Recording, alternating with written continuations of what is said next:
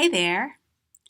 Did you grow up in a family with rules, family rules, household guidelines?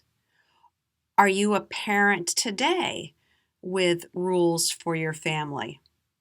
Let's talk about them.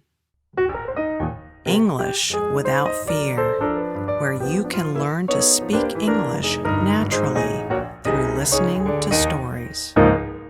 When I was a little girl, my family had three rules. My mom made the first rule. At night, after we had eaten dinner, after the kitchen was clean, she would announce, "Kitchen closed." And that meant there was no more food to be had. I never had a snack after the kitchen was closed. My dad made up the other two rules. His first rule was, "Maria, pick up your stuff and take it back to your room." I was terrible. I would leave my things all over the house, and he was always saying, "Maria, pick up your stuff, please." I was lazy. His other rule had to do with words that I was not allowed to say. I couldn't say, "Pop." That's what I called him, Pop. "Pop, I can't."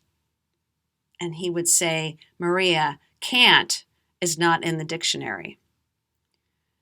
So he would never allow me to give up and say, "I can't do this." I would have to keep trying. That's a good rule. The other word I was not allowed to say was, "I'm bored." He thought being bored was being lazy. He would say, "There are so many things to learn. No one can be bored. No one should be bored." I remember one summer, I had a friend over. We were about 10 years old, and we were bored. So we went up to my dad, who happened to be home, and I said, "Pop, we're bored." And you know what he did? He said, "I'm going to give you girls something to memorize." And we said, "Yes, what is it?" And he said, "Here, memorize the preamble to the Constitution." What is a preamble? Pre means before. The preamble to the Constitution, to the American Constitution, is the first paragraph. So my friend and I set about that day memorizing the first paragraph. It starts like this: "We, the people of the United States, in order to form a more perfect union," and it goes on. It gives the reason for why the Constitution was written. We thought this was fun. We thought this was great fun. And I don't know, maybe in an hour or so, we ran back to my father and I said, "Pop, can we recite? Can we recite? Tell you the preamble to the Constitution?" So that's what I remember. And then I grew up. I became a mom, and Mike and I had two boys. Did we have family rules? You bet. Completely different, though. Rule number one: no matter how late our boys' sports practices or games or after school activities, whatever they were doing, no matter how late they were, we always ate dinner together at the table. And we would talk. We would talk about the day. We would talk about ideas. The boys would tell us about school. We would discuss politics. We always ate dinner together as a family. Another rule was on Saturdays, the boys had to clean their rooms, pick up their rooms before playing, before going out of the house, before playing video games, things like that.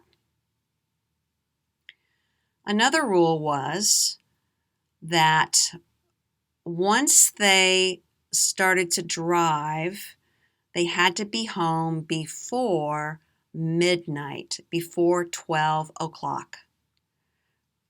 That's called a curfew.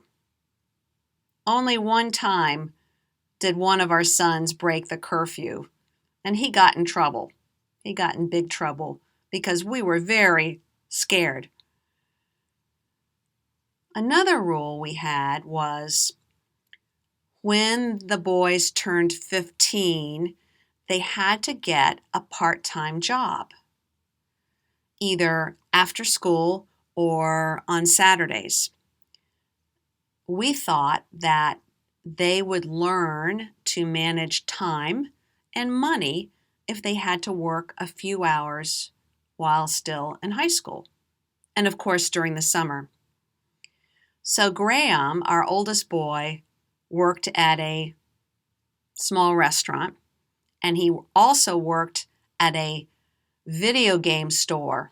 He liked that job. Our other son, Wes, worked in a grocery store. And they enjoyed having pocket money to pay for gas for the car. Rule number 5 came later, after we saw that our first son, Graham, was too involved with after-school activities. We let him choose any activity he wanted to do. Sports, theater, band, anything. And his grades went down. So when our next son was in high school, we said, you may do one big activity each season, fall, winter, spring, during the school year. So you could do a sport or you could do a theater production. You couldn't do both at the same time. And that helped Wes, that helped our son, that helped him have enough time for the part-time job and to study well. So what about you? What are the rules in your family right now? And if you are a parent, do your rules now, are they different? Do they differ from when you were a kid? For example, my husband, when he was a boy, if the next day was a school day, he was not allowed to watch TV the night before. I never had that rule in my house. But because of that, my husband is an excellent reader, and he has a very good imagination. I think that's a good rule. Well, that's it for this episode. I'm Maria from English Without Fear. Talk to you next time. Thanks for watching. For questions or comments, here's my email